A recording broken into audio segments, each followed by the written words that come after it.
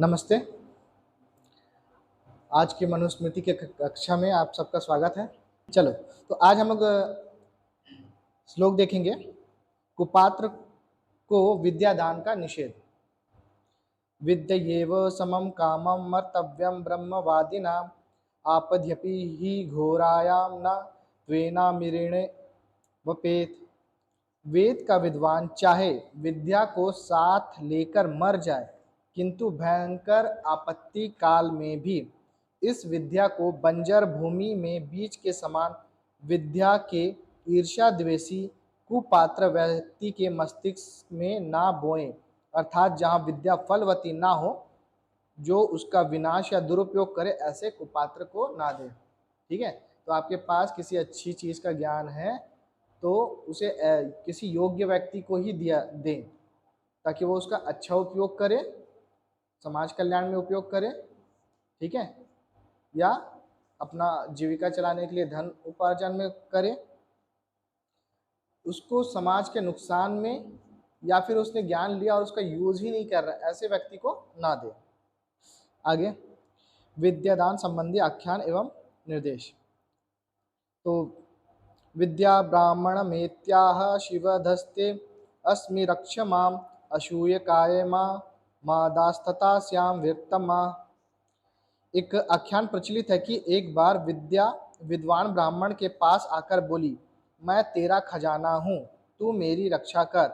मुझे मेरी उपेक्षा, निंदा, दुरुपयोग या ईर्ष्या द्वेष करने वाले को मत प्रदान कर। इस प्रकार से ही मैं वीर्यवती अर्थात महत्वपूर्ण और शक्ति संपन्न बन सकूंगी। ठीक है, तो विद्या का बेनिफिट कब है? जब वो योग्य व्यक्ति को मिले, जो उसका सही उपयोग करे। ठीक है, एक तो दुरुपयोग ना करे और दूसरा उसका उपयोग अवश्य करे। ज्ञान लिया और उसका कोई उपयोग ही नहीं किया, ऐसे व्यक्ति को देके कोई मतलब नहीं पड़ता। यमेव तु शुचिम विद्यानित्य ब्रह्मचारिणम तस्मै मां ब्रूहि विप्राय निधिपाय प्रमादिने। जिसे तुम छल कपट रहित शुद्ध भाव से युक्त निश्चित रूप से जितेंद्रिय समझो, उस आलस्य रहित और इस विद्या रूपी खजाने की रक्षा एवं वृद्धि करने वाले जिज्ञासु शिष्य को मुझे पढ़ाना। ठीक है, तो विद्या जो किसी ज्ञानी व्यक्ति के पास जाके बोली कि मुझे ऐसे को देना जो ईर्ष्या द्वेष, जो विद्या का उपेक्षा ना करे, उसकी निंदा दुरुपयोग ना करे, ईर्ष्या द्वेष ना रखे। ठीक है, जो छल कपट रहित हो, शुद्ध भाव से युक्त हो, निश्चित रूप से जितेंद्रिय हो। ठीक है, इंद्रियों में फंसा व्यक्ति अच्छी विद्या को अच्छे प्रकार से ग्रहण नहीं कर सकता। जितेंद्रिय हो, आलस्य रहित और इस विद्या रूपी खजाने की रक्षा एवं वृद्धि करने वाले जिज्ञासु शिष्य को मुझे पढ़ाना। ठीक है, तो शिष्य को क्या होना चाहिए? आलस्य रहित होना चाहिए और विद्या को ग्रहण करने के बाद वो उसकी रक्षा भी करे। ऐसा नहीं कि खुद पढ़ लिया फिर उसने आगे किसी को नहीं बताया या उसका उपयोग नहीं किया, ऐसे विद्यार्थी को देखे कोई मतलब नहीं पड़ता। अब आगे देखते हैं। शय्या आसने ध्याय चरिते श्रेयसा न समाविशेत। शय्यासन स्थस्य चैवेन प्रत्युत्थाभिवादयेत। गुरुजन आदि बड़ों द्वारा प्रयोग में लाई जाने वाली शय्या मतलब पलंग आदि पर, आसन पर ना बैठें। ठीक है, जो गुरु हैं उसके पलंग या उसका, जैसे आजकल क्या होता है स्कूलों में जो बेंच वगैरह होते हैं, उस पर शिष्यों को क्या चाहिए? नहीं बैठना चाहिए। और यदि अपनी शैया और आसन पर लेटा या बैठा हो तो इन गुरुजन आदि बड़ों के आने पर उनको उठकर अभिवादन करें। ठीक है, यदि आप, जैसे क्या होता है क्लास में बच्चे बैठे उठ पटांग तरीके से, लेकिन जब टीचर आते हैं तो क्या होता है? सब खड़े होके उनका अभिवादन करते हैं। जैसे आजकल स्कूलों में क्या बोलते हैं? Good morning sir, good morning madam, जो भी है ऐसा बोलते हैं। ठीक है, तो यहाँ पे भी वही चीज़ बता रहे हैं मनु महाराज। बड़ों के अभिवादन से बेनिफिट क्या है? जैसे क्या होता है, जो हमसे प्रभावशाली व्यक्ति जब हमारे सामने आता है तो क्या होता है? थोड़ी सी मन में घबराहट आती है। तो उसी के विषय में आगे का एक श्लोक है। ऊर्ध्वं प्राणाहुताक्रमन्ते युनः स्थाविर य आयति प्रत्युत्थानाभिवाद्याभ्यां पुनस्स्थान प्रतिपद्यते। विद्या पद आयु आदि में बड़े लोगों के आने पर छोटों के प्राण ऊपर को उभरने लगते हैं। ठीक है, जब हमसे कोई बड़ा व्यक्ति आता है तो थोड़ा सा घबराहट हमारे मन में आती है, अर्थात प्राणों में घबराहट से उत्पन्न होने लगती है, किंतु उठने और अभिवादन करने से फिर से मनुष्य प्राणों की सामान्य स्वाभाविक स्थिति को प्राप्त कर लेता है। ठीक है, तो इसलिए हमें अभिवादन करना चाहिए। और जो ऐसे हमसे गुणों में बड़े हैं, आयु में बड़े हैं, इनसे अभिवादन करने से और क्या बेनिफिट है? अभिवादनशीलस्य नित्यं वृद्धोपसेविनः चत्वारि तस्य वर्धन्ते आयुर्विद्या यशो बलम। अभिवादन करने का जिसका स्वभाव है और विद्या या अवस्था में वृद्ध पुरुषों की जो नित्य सेवा संगति करता है, उसकी आयु, विद्या, कीर्ति और बल, इन चारों की नित्य उन्नति हुआ करती है। ठीक है, जो अपने से श्रेष्ठ लोगों की संगति करोगे आपको, तो उनका ज्ञान भी मिलेगा, उसी से क्या होगा, आपकी आयु, विद्या, कीर्ति, इन सभी की वृद्धि होगी। ठीक है, जो सदा नम्र, सुशील, विद्वान और वृद्धों की सेवा करता है, उसका आयु, विद्या, कीर्ति और बल, ये चार सदा बढ़ते हैं, और जो ऐसा नहीं करते उनको उनके आयु आदि चार नहीं बढ़ते। अब आगे देखते हैं अभिवादन कैसे करें। अभिवादात् परम विप्रो जयायं संभिवादयन् असौ नामाहमस्मिति स्वं नाम परिकीर्तयेत्। द्विज, अपने से बड़ों को प्रणाम करते हुए अभिवादन सूचक शब्द के बाद मैं अमुक नाम वाला हूँ ऐसा कहते हुए अपना नाम बतलाएं। ठीक है, जब किसी अनजान से मिल रहे हैं हम, तो क्या होता है कि उनको हम अभिवादन करते हैं। ठीक है, उसके बाद फिर अपना नाम बताते हैं। तो जैसे यहाँ पे, अच्छा यहाँ पे संस्कृत में ही विधि बता रहे हैं ना, तो उस हिसाब से ही लेना। तो जैसे यहाँ पे उदाहरण दिया गया है अपना नाम बताने का, अभिवादये अहम देवदत्तः। ठीक है, अच्छा यहाँ पर ये श्लोक कंप्लीट नहीं है, आगे का श्लोक देखते हैं। भोः शब्दं कीर्तये दन्ते स्वस्य नाम्नो अभिवादने नाम्नां स्वरूप भावो हि भो भाव ऋषिभिः स्मृतः। अभिवादन में अपना नाम बताने के पश्चात भोह यह शब्द लगाएं, क्योंकि ऋषियों ने भोह शब्द को नामों के स्वरूप का द्योतक ही माना है, अर्थात भोह शब्दों संबोधन के उच्चारण में ही श्रोता के नाम का अंतर भाव स्वतः हो जाता है। जैसे अभिवादये अहम देवदत्तः भोः। ठीक है, तो ये संस्कृत के लिए है ना। तो अगर जैसे हमारे हिंदी में हमारा नाम बताते हैं, है ना, तो उसको उसके अकॉर्डिंग आप चेंज कर सकते हो। अब हिंदी में आप नाम बता, उसमें जैसे भोह शब्द लगाओगे तो उसका कोई मतलब क्या बोलते हैं, सेंस नहीं बनेगा। अब आगे देखते हैं कि अभिवादन कर लिए तो जो सामने वाला है वो उसका उत्तर कैसे देगा। आयुष्मान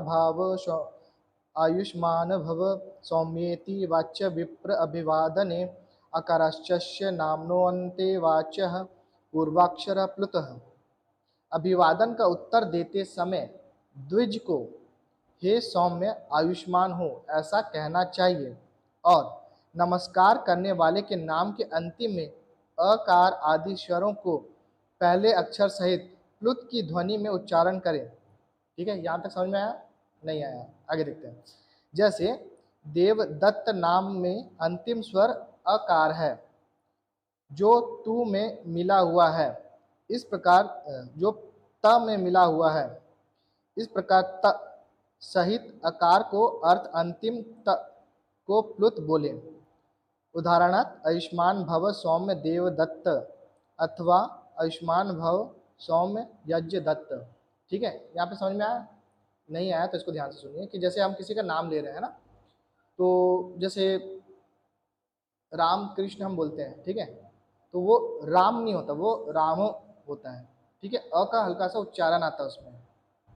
ठीक है, जैसे यशवंत नाम है तो यशवंत अ का उच्चारण आता है। ठीक है, अगर मैंने यहाँ पे कहा यशवंत, तो ता के नीचे हलंत आ जाएगा, लेकिन वो ता के नीचे हलंत तो होता नहीं है, तो वहाँ पे उच्चारण क्या होगा उसका, त, अकार के साथ ही उसका नाम लेना चाहिए। जैसे कोई किसी का नाम रुपेंद्र है, तो वो रुपेंद्र, अ का उच्चारण आता है ना। जैसे अंग्रेज लोग क्या करते हैं, रामो की राम राम जो उच्चारण आ रहा है उसकी जगह वो क्या, उसको बिगाड़ के क्या कर देते हैं, रामा कर देते हैं, आकार कर देते हैं, दीर्घ आ का स्वर ले आते हैं, उसकी जगह उसमें हश्व आ का स्वर आएगा, राम। ठीक है, कृष्ण, कृष्णा नहीं होता, कृष्ण, कृष्णा जो नाम हो जाएगा वो द्रौपदी का हो जाएगा फिर। ठीक है, जैसे एक हमारा जो राष्ट्रगान है जनगण मन, उसमें लास्ट में जय है जय है जय है, उसको कई बच्चे क्या प्रोनाउंस करते हैं, जया है जया है जया है। ठीक है, तो वो वहाँ पर उच्चारण उसका क्या है, जय है, जया नहीं, जय। ठीक है, वैसे यहाँ पे जब हम किसी को पुकार रहे हैं तो उसमें हम क्या बोलेंगे, जो उसके नाम में अगर हलंत भी है तो भी उसको अकार लेकर ही, जैसे यहाँ पे जो उदाहरण दिया गया देवदत्त और यज्ञदत्त का, है ना, तो उसमें देवदत्त यज्ञदत्त ऐसा उच्चारण, देवदत्त या यज्ञदत्त ऐसा उच्चारण उसका नहीं करेंगे। ठीक है, और अगर किसी के नाम में पहले से ही आकार है ना, जैसे जनरली लड़कियों के नाम में होता है ई की मात्रा होती है या आ का मात्रा होता है ना, तो उसमें कोई टेंशन नहीं आती है। तो जैसे हमारे गांव देहात में क्या होता है कि ऑब्वियसली नाम में किसी तरह का ऊकार वगैरह जोड़ दिया जाता है तो वो टेंशन ही खत्म हो जाता है ना, जैसे श्यामू रामू, तो इसमें कोई दिक्कत नहीं है, लेकिन अगर राम होता तो उसको राम, उसमें अ का उच्चारण आना चाहिए। चलो अब आगे देखते हैं कि आपने किसी का अभिवादन किया, ग्रीट किया, और वो उसका रिप्लाई ना करे तो क्या होगा, यो न वेत्य विवादस्य विप्रः प्रत्यभिवादनम नाभिवाद्य सा विदुषा यथा शूद्रस्थे वशः। जो द्विज अभिवादन करने के उत्तर में अभिवादन करना नहीं जानता अर्थात नहीं करता, बुद्धिमान आदमी को उसे अभिवादन नहीं करना चाहिए। ठीक है, आपने किसी को ग्रीट किया, अभिवादन किया, और वो उसका रिप्लाई नहीं करता है तो आप उसको दोबारा ना करें, क्योंकि वह जैसा अशिक्षित शूद्र होता है वैसा ही वह द्विज होता है, अर्थात वह शूद्र के समान है। अब तो जैसे हम किसी से मिले, है ना, हमने अभिवादन किया, अपना नाम बताया, तो उसके बाद फिर बातचीत कैसे स्टार्ट होती है, ब्राह्मणं कुशलं पृच्छत शत्रबन्धुमनामयं वैश्यं क्षेमं समागम्य शूद्रम आरोग्यमेव च। मिलने पर अभिवादन के बाद ब्राह्मण से कुशलता, प्रसन्नता एवं वेदाध्ययन आदि की निर्विघ्नता, क्षत्रिय से बल आदि की दृष्टि से स्वास्थ्य के विषय में, वैश्य से क्षेम, धन आदि की सुरक्षा और आनंद के विषय में, और शूद्र से स्वस्थता के विषय में अवश्य पूछें। ठीक है, अभिप्राय यह है कि वर्णानुसार उनके मुख्य उद्देश्य साधक व्यवहारों की निर्विघ्नता के विषय में प्रधानता से पूछें। ठीक है, आप किसी से मिल रहे हो तो जो जिस टाइप का काम करता है उसे उसी टाइप के ही प्रश्न पूछें। अच्छा, इसी में एक आप लोगों ने वो कहानी पढ़ी होगी काबली वाला, है ना, रविन्द्रनाथ टैगोर की। तो उसमें जो हीरो होता है, मतलब जो लड़की का पिता है, वो उस काबली वाले से जब सौदा चल रहा होता है उनका, तो वो उससे क्या पूछता है, आपके देश के अमीरों के बारे में पूछना चालू कर देता है ना।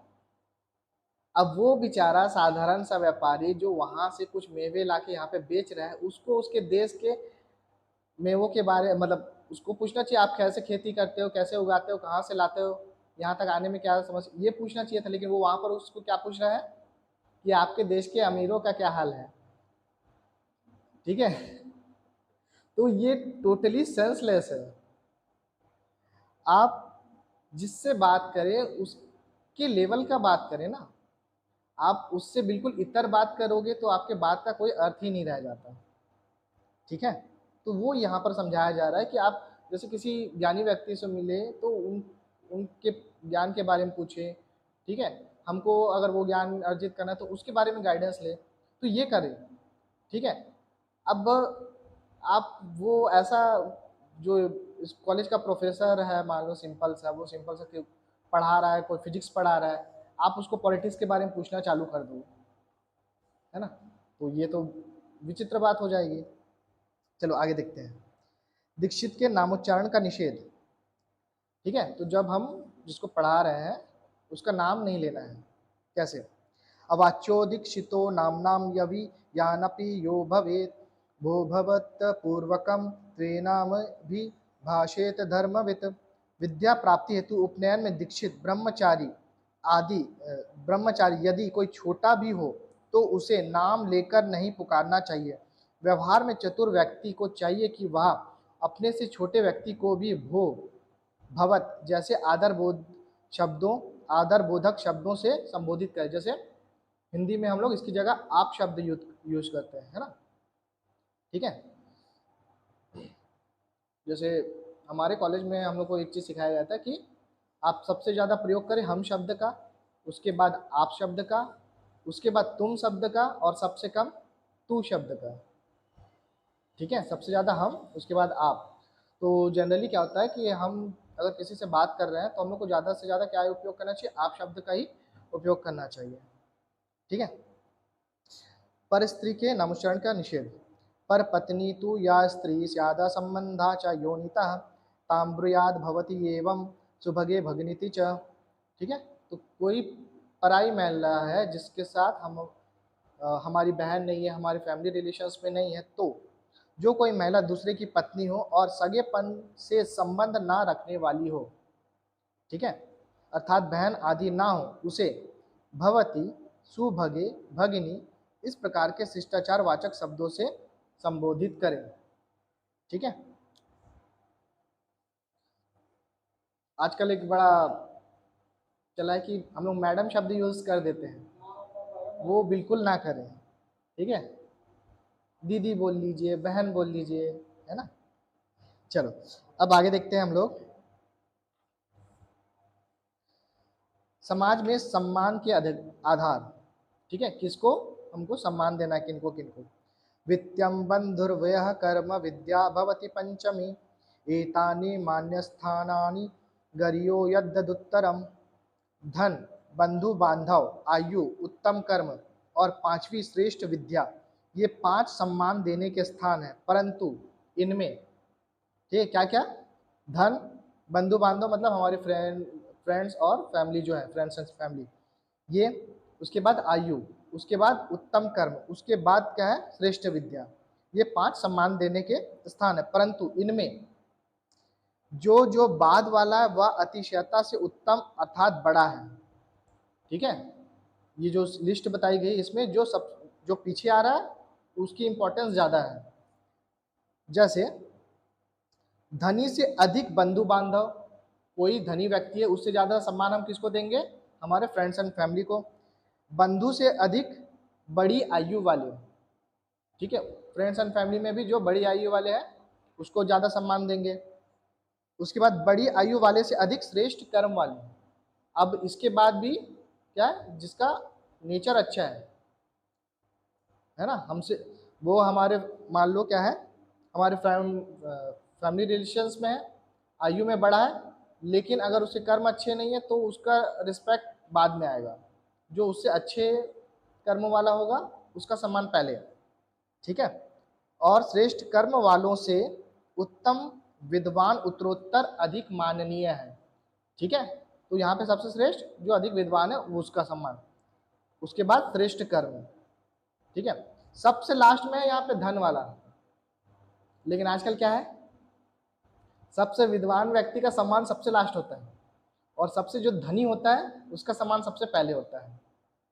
और आजकल क्या होता है, कई लोग कर्म से श्रेष्ठ नहीं है, फिर भी आयु हमारी ज़्यादा है बोल के वो सम्मान मांगते हैं। लेकिन जैसे क्या होता है कि वो एक कौन सी मूवी थी, आलिया भट्ट और शाहरुख खान वाली एक आई थी ना मूवी, तो उसमें वो प्लेन पे उसका झगड़ा हो जाता है ना। तो सिर्फ आयु के कारण आपको सम्मान नहीं मिलेगा, आपके कर्म श्रेष्ठ होने चाहिए। आगे देखते हैं। तो ये 5 जो है कौन कौन से? धन, बंधु बांधव, आयु, उत्तम कर्म और सबसे श्रेष्ठ श्रेष्ठ विद्या।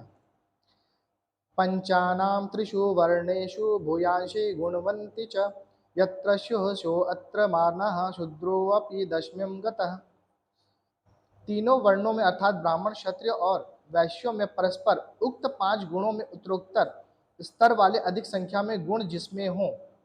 ठीक है, तीनों वर्ण, और तीनों वर्ण में भी ये जो गुण है, पीछे जो 5 गुण बताए हैं, तो वो जिस श्रेणी में सबसे आगे आएंगे, इन तीनों जो वर्ण हैं, इन तीनों वर्णों वालों में भी इसमें से जो सबसे पहले, जैसे ज़्यादा विद्वान वाला कौन होगा, श्रेष्ठ विद्या वाला, वो अगर कोई क्षत्रिय है उसके कर्म श्रेष्ठ है और ज्ञान भी श्रेष्ठ है और आयु में बड़ा है, तो वो ब्राह्मण से पहले सम्माननीय हो जाएगा वहां पर। ठीक है, आगे, किंतु दशमी अवस्था, दशमी अवस्था मतलब 90 के प्लस वाले, 90 से पार जो है उनमें, किंतु दसवीं अवस्था अर्थात 90 वर्ष से अधिक आयु वाला शूद्र सबके द्वारा पहले सम्मान देने योग्य है। ठीक है, अगर किसी सभा में क्षत्रिय, ब्राह्मण, वैश्य है और वहां पे शूद्र भी आया हुआ है और वो क्या है वो 90 प्लस वाला है, बाकी सबसे आयु में 90 से ज़्यादा वाला है, तो उसका सम्मान पहले होगा। ठीक है, क्योंकि कोई शूद्र 90 की आयु प्लस कर गया मतलब वो उसके कर्म श्रेष्ठ ही रहे होंगे तभी वो वहां तक पहुंच पाया। ठीक है, तो आज इतने पे समापन करते हैं।